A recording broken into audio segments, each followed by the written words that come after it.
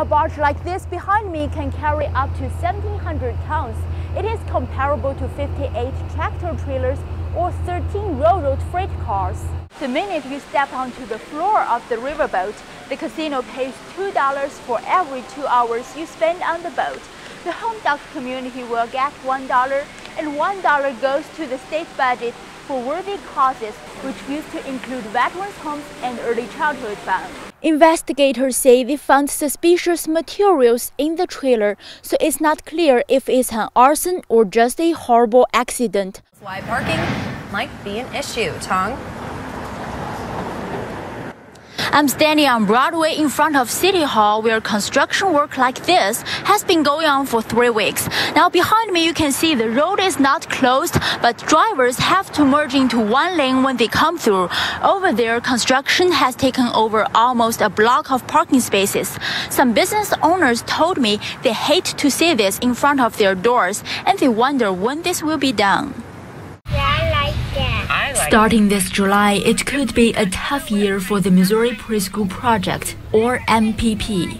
For the upcoming fiscal year, the Department of Elementary and Secondary Education, also known as DESE, has a total of $11 million allocated for MPP. $3 million of which should be used for 20 new programs this year. However, the lawmakers cut the $3 million during the legislative session. Tammy Seku's daughter was in the MPP class last year. Right now, I don't feel uncertainty, but I think, for those incoming students, there is some, uncertainty, definitely. The quality of the education, teacher, them furthering their education or training is needed, and maybe that would have to be cut. The academic and emotional and social impact of early childhood on the future of this state has just been undermined by these cuts. They just didn't cut money, they cut future. But the money concerns don't stop there. For the existing MPP classes, the money for the upcoming fiscal year starting this July is up in the air. The lawmakers took the MPP funding from DESE and gave it to the Office of Administration. But the Office of Administration does not have granting authorities to give out money. The money is at Office of Administration. They can't give it out to anyone. It's not at the Department of Elementary and Secondary Education, and we're the ones who would be able to give it out to them. So at this point, we're just waiting for Office of Administration. The Office of Administration Budget Director told me the money will eventually be given back to DESE. But as of this week, the department says it has not heard from the Office of Administration. Unfortunately, early childhood got thrown into a political debate, and probably no one knows how it's going to come out, and that puts a lot of our very good programs at risk because of the uncertainty of whether they're going to get money or not get money. For those families that are depending on those services, to not know whether it's going to be there next year or not is terrible, and it really was a political issue. Other program providers say they are working on plans to reduce expenses, and they might have to cut some programs in MPP classes. Tong Gao, KOMU 8 News, Columbia. When Valerie married Sergeant Michael Zimmerman, she knew her husband would leave at any moment. 10 days before Valerie gave birth to their son Henry, Michael was deployed. He missed the birth of the boy, yet he's always the hero of the family. He knows that I love him, and I know that he loves me, and I'm gonna cry. It's really hard not having him here. Valerie Zimmerman is not the only one who is excited about family reunion. More than 90 soldiers are returning home from Afghanistan and meet with their loved ones at the welcome home ceremony. These soldiers returned from a year-long deployment where they provided route clearance support. For the soldier that leaves, that's what they joined the Army to do. They joined the Army to fight and win our nation's wars and to serve other country. And so while it's always hard to say goodbye, you're prepared to do that. But for the families, it's a little different.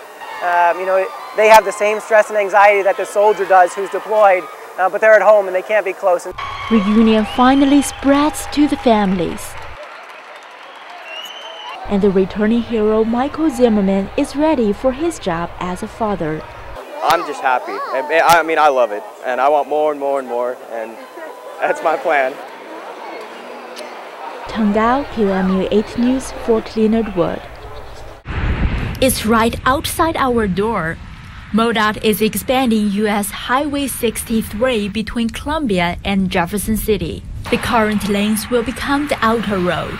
However, any expansion project like this is special to MoDOT. Since 2011, MoDOT's construction budget has been chopped by $500 million. MoDOT currently has $700 million for construction work, which some say is just enough to maintain the existing system. Without funding, without keeping us being able to move forward, the quality of the roads is going to fall into a place where it's going to be tough for us to maintain it. That's our goal. We will maintain the roads. That's our job. We're not going to be able to do a lot of the bigger things, expansion work, that we'd like to do. In April, the state appointed a Blue Ribbon Citizens Committee to identify Missouri's transportation needs. The committee reports that the statewide system would require an additional $20 billion for the next 20 years.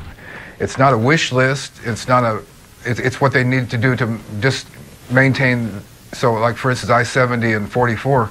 They're predicting in 17 years there'll be stop-and-go traffic if they don't redo those two roads. So it's to try to keep things going the way they are now because there is traffic growing all the time. 70% of MoDOT's construction funds come from fuel taxes, but that has remained the same since 1996. For every gallon of gasoline, you paid 17 cents 16 years ago, and you are still paying 17 cents today. However, the cost has been increasing. A pound of steel cost less than $1 in 1996. Today it has doubled to $1.75. DeLance Inc. is a steel company. 95% of its businesses are highway bridges. This is the worst downturn I've seen in the construction business in at least 21 years, and perhaps my whole career. I've seen more companies in distress now that are just trying to take jobs at cost or slightly below cost just to keep their employees. Now MoDOT is reducing its operating expenses to save the money. We know that we're going to reduce numbers by 1,200 employees.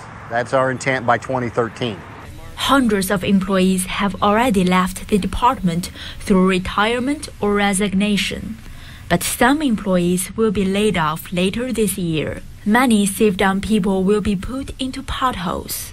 Tong Gao, KOMU 8 News, Columbia.